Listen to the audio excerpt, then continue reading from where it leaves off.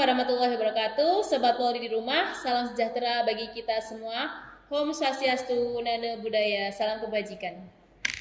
Bersama kami di Jagongan Subagdia Pes Biro SDM Polda Daerah Istimewa Yogyakarta, ada rekan kami Bribtu Febi yang akan menyampaikan terkait pendaftaran Tamtama Polri tahun anggaran 2023 gelombang 1. Selamat sore Bribtu Febi. Selamat sore Mbak Karin. Bagaimana kabarnya? Luar biasa baik Mbak Karin. Oke, Sobat Polri di rumah nih Pak, mau tanya terkait pendaftaran Tamtama apakah sudah berlangsung dibuka? Baik Sobat Polri yang di rumah yang kami cintai dan saya banggakan, tentunya untuk penerimaan seleksi Tamtama Polri gelombang 1 tahun anggaran 2023 telah dibuka mulai dari tanggal 12 September kemarin Mbak Karin. Oh, untuk batas akhirnya Pak mungkin, batas akhir pendaftaran? Untuk batas akhir pendaftaran itu ada di tanggal 21 September 2022 ya, pendaftaran nanti akan melalui online, melalui website, nanti silahkan diklik melalui www.penerimaan.polri.go.id.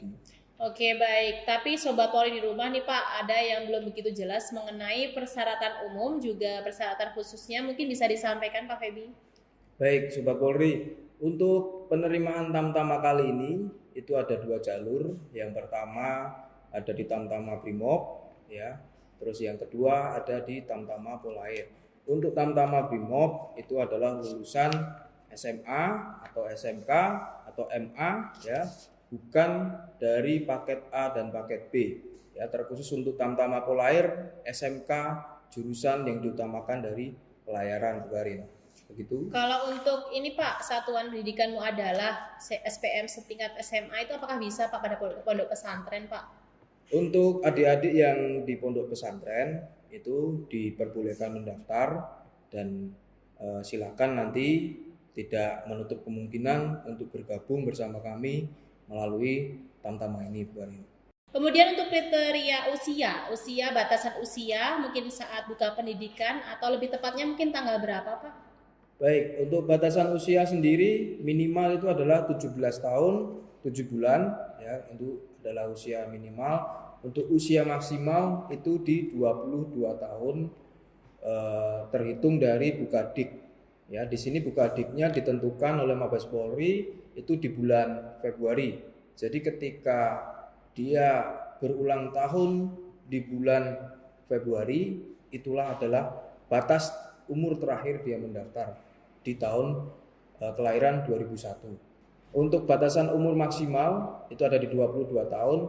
Jadi silakan adik-adik menghitung umur adik-adik ya. Saya berikan contoh, ketika adik-adik ada yang kelahiran di tahun 2001 ya, tahun 2001 bulan Februari itu masih boleh bisa mendaftar ya, masih bisa mendaftar karena umurnya pada waktu buka pendidikan masih 22 tahun. Nah, sedangkan satu lagi ada kasus ketika ada yang mendaftar di kelahiran 2021 bulannya Januari itu tidak bisa. Oke, ya, jadi dikarenakan nanti dia akan memiliki kelebihan umur 1 bulan. Ya, karena di bulan Januari bahkan mungkin 1 hari pun nggak boleh lebih ya Pak ya? Ya, betul Bu Karina. Jadi lebih 1 hari, lebih 3 hari, lebih 28 hari itu sama saja lebih. Jadi untuk umur memang tidak boleh lebih Bu. Kalau untuk tinggi badannya Pak nih? Baik, untuk tinggi badan peserta seleksi ya calon Tamtama ini adalah di 165 cm. Oke, baik. Kemudian untuk domisili mungkin ada aturan Pak? Ada ya, Sobat Polri, domisili minimal 2 tahun sama seperti Bintara itu adalah 2 tahun, berdomisili di daerah wilayah setempat Polda mendaftar. Jadi ketika mendaftar di Polda DIY, domisilinya juga harus di Polda DIY atau di wilayah Jogja. Nah, itu nanti akan dibuktikan melalui KTP atau KK. Oke, baik. Kalau untuk persyaratannya nih Pak, nanti Sobat Polri di rumah bisa mengakses atau mendownload dari mana Pak? Ya, untuk persyaratan sendiri silahkan nanti adik-adik bisa download secara mandiri ketika adik-adik melaksanakan entry form data secara online di website kami. Nanti di bagian atas akan ada link untuk mendownload data persyaratan. Silakan adik-adik di-download, itu ada beberapa berkas yang harus diisi ya, baik dari biodata, selanjutnya surat-surat pernyataan untuk menjadi anggota Polri, surat pernyataan belum pernah menikah, surat persetujuan orang tua wali, dan masih banyak lagi. Selanjutnya untuk khusus surat permohonan menjadi anggota Polri itu boleh dan wajib ditulis tangan. Jadi nanti sudah ada formnya, sudah ada contohnya, silakan disalin di kertas folio bergaris dan wajib tulis tangan. Ya Bu ya. Baik, khusus Pak. Untuk surat permohonan menjadi anggota Polri. Ya, Pak ya. Ya. Oke, baik Pak. Sobat Polri di rumah juga masih ada bertanya-tanya nih terkait tentang KK atau dokumen lain yang sudah berbarcode, apakah perlu dilegalisir atau enggak nih Pak?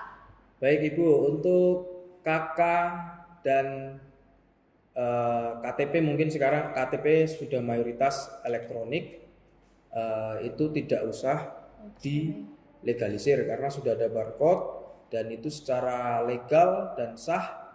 Tinggal kita nanti kalau mau mengecek tinggal scan barcode, benar atau tidaknya sudah ada di situ.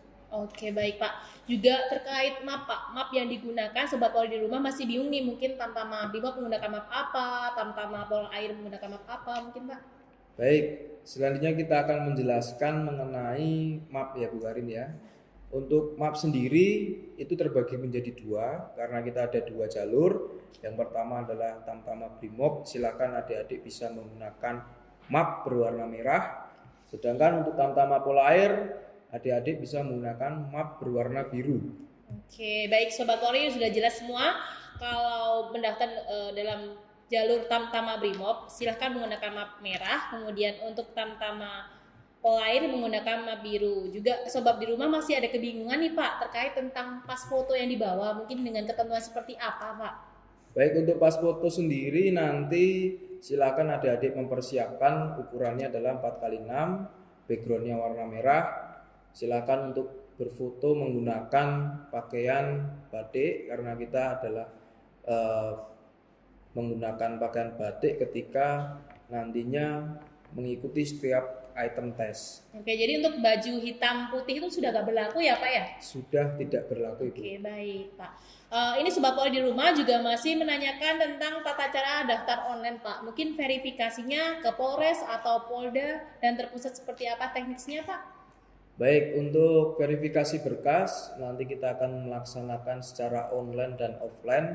Yang pertama, ketika adik-adik sudah berhasil mendaftar melalui website ya www.penerimaan.polri.go.id, sudah mengisi data dengan benar, nanti akan muncul download download nomor registrasi online ya. Nomor registrasi online itu adalah yang akan kita gunakan nantinya ketika verifikasi di Dalpers Corner. Jadi untuk verifikasi nanti akan ada dua tahap. Yang pertama adalah tahap secara online, nanti kita akan memverifikasi berkas yang diupload ya.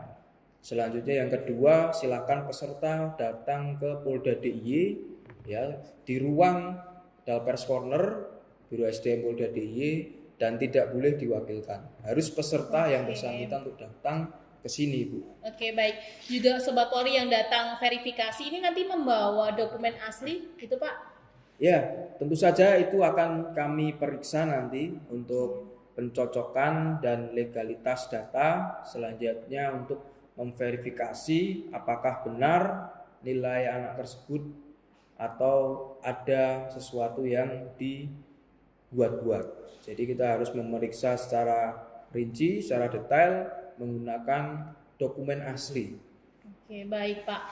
Oke, Sobat Polri yang di rumah, mungkin sudah jelas beberapa penyampaian dari Pak Feby, dan mungkin masih ada sedikit himbauan yang bisa diterapkan oleh Sobat Polri di rumah dan orang tua. Mungkin Pak, monggo Pak. Baik, Ibu Karina, terima kasih atas waktunya. terakhir ya, kami menyampaikan pesan dari pimpinan untuk penerimaan Tamtama Polri gelombang 1 tahun anggaran 2023 itu kami melaksanakan dengan prinsip betah ya, bersih, transparan, akuntabel dan humanis. Jadi dipastikan di setiap tahapan tes kita melibatkan pengawas eksternal ya, meliputi ID, Paksikaton itu adalah perwakilan dari LSM. Selanjutnya nanti ada Bimpesi, Disdikpora, Biro Tapem yang akan memeriksa dokumen. Selanjutnya untuk pengukuran tinggi badan kita ada pengawasan dari Badan Meteorologi Legal ya, Kabupaten Sleman, dan masih ada lagi untuk TI itu nanti akan diwakilkan dari Fakultas TI UII Yogyakarta. Selanjutnya untuk pengawas internal kita sendiri diawasi langsung oleh Inspektorat Pengawasan Daerah atau Itwasda dan Biro Ulangi dan Bid Propam Polda ya. Jadi setiap tahapan tes kita diawasi, dan untuk selanjutnya saya akan menjelaskan beberapa tahapan yang mungkin ini merupakan suatu inovasi ya, inovasi menjadikan penerimaan ini adalah transparan. Itu yang pertama, ketika kita melaksanakan ujian akademik dan psikologi, kita sudah menggunakan sistem CAT. Ya, jadi tidak ada lagi nanti scanning LJK, menunggu hasil dan lain sebagainya, itu sudah tidak kita gunakan. Sedangkan yang kita gunakan adalah CAT berbasis komputer atau Computer Assisted Test, nanti akan dilaksanakan di sekolah-sekolah atau di universitas nanti yang akan kita pakai, dan ketika sudah selesai mengerjakan, nilai akan langsung muncul di layar peserta. Oke, jadi Sobat Polri di rumah nanti pulang udah membawa nilai dengan hasil MS ataupun TMS kan ya Pak ya? Betul. Oke, baik. Itu.